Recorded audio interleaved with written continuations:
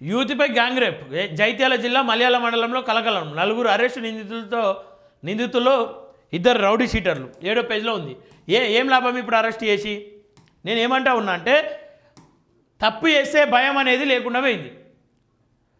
అమ్మాయి ఒక యూట్యూబరు వైష్ణవి పాపం ఆమె ఒక వ్యక్తిని ప్రేమించి సరే ప్రేమించిందా పెళ్లి చేసుకుంది మొత్తానికి కాపురం చేస్తూ ఉంది, ప్రెగ్నెంట్ ఆమె.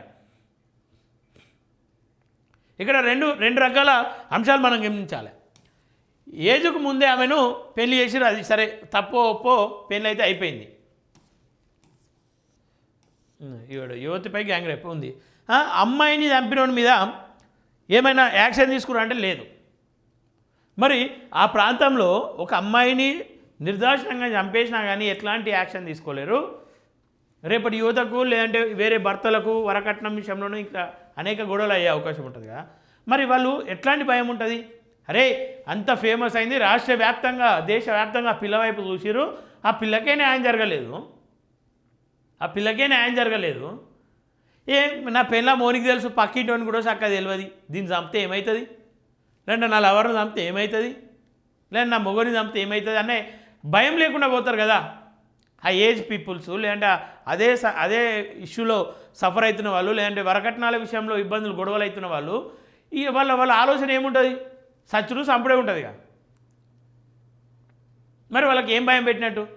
ప్రభుత్వం ఎట్లాంటి చర్యలు తీసుకున్నట్టు? ఏమన్నా అంటే చట్టం ఎవరిని చుట్టం కాదు, చట్టం తన పని తాను చేసుకుని పోతుంది. ఏం చేస్తున్నట్టు? యూత్పై సామూహిక అత్యాచారం జరిగిన ఘటన జైత్యాల జిల్లా మల్యాల మండలం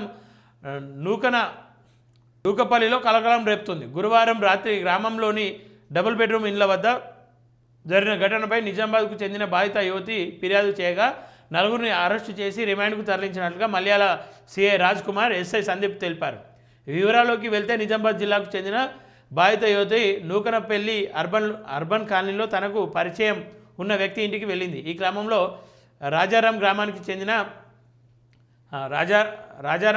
చెందిన శివరాత్రి నరేష్ 38, గుర్రం శ్రీకాంత్ 29, గుర్రం అంజయ్య 35, దరూర్కు చెందిన మారివేణి మల్లేశం 28 ఆమె ఇంట్లోకి చొరబడి యువతి వీడియో రికార్డ్ చేశారు. అనంతరం వీడియోను సోషల్ మీడియాలో పెడతామని బెదిరించి నరేష్, శ్రీకాంత్ సామూహిక అత్యాచారానికి పాల్పడ్డారు. మల్లేశం, అంజయ్య బయట కాపలా ఉన్నారు. నరేష్, శ్రీకాంత్పై ఇప్పటికే రౌడీ షీట్లు ఉన్నట్లు సిఐ రాజ్ కుమార్ తెలిపారంట.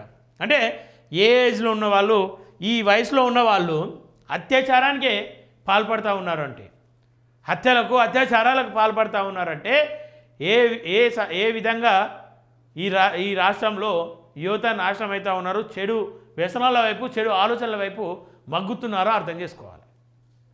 38 అంటే ఈ దేశ భవిష్యత్తును కాపాడాల్సినటువంటి యువత అంతా కూడా జంజీ అంతా కూడా నాశనం అవుతూ ఉంది, వాళ్ళ జీవితాలు నాశనం చేస్తూ ఉన్నారు.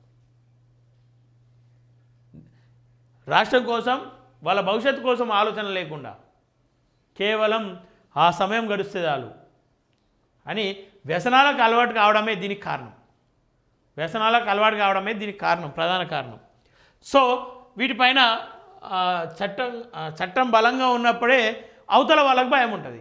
మీరేదో మీద బెదిరించి చదిరిస్తే వీళ్ళు ఇంతేగా నడిచిపోతుందిలే అనే ఆలోచనకు, అనే ఉద్దేశానికి వస్తూ ఉన్నారు.